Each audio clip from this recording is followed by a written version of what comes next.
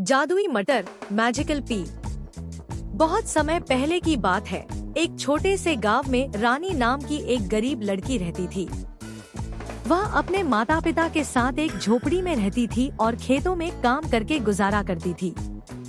उसका सपना था कि एक दिन वह अपने परिवार के लिए एक अच्छा घर बनाए, जहां बारिश में पानी न टपके और ठंडी हवा न लगे। एक दिन खेत में काम करते हुए रानी को जमीन में कुछ चमकता हुआ नजर आया। उसने ध्यान से देखा तो वहाँ एक हरी सी चमकदार मटर की फली थी। जैसे ही उसने उसे हाथ में लिया, अचानक से एक हल्की सी रोशनी हुई और सामने एक नन्ही सी परी प्रकट हो गई। मैं जादुई मटर की रक्षक हूँ, परी ने कहा। यह मटर एक बार में सिर्फ एक ख्वाहिश पूरी कर सकती है, लेकिन उस ख्वाहिश में तुम्हारा दिल सच्चा और नीयत साफ होनी चाहिए।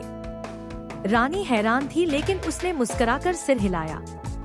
परी बोली, सोच समझकर अपनी ख्वाहिश मांगना। रानी ने मटर को अपने दिल से लगाया और बोली, मैं चाहती हूँ कि मेरे माँ पापा को कभी दुख न हो, उन्हें हमेशा प्यार और सुख मिले। परी मुस्कुराई और बोली, तुमने खुद के लिए कुछ नहीं मांगा, इसलिए तुम्हें इससे कहीं ज्यादा मिलेगा। अगली सुबह रानी की झोपड़ी की जगह एक सुंदर सा घर था। चारों ओर फूलों का बाग, साफ पानी का कुआं और खेतों में सुनहरा अनाज लहरा रहा था।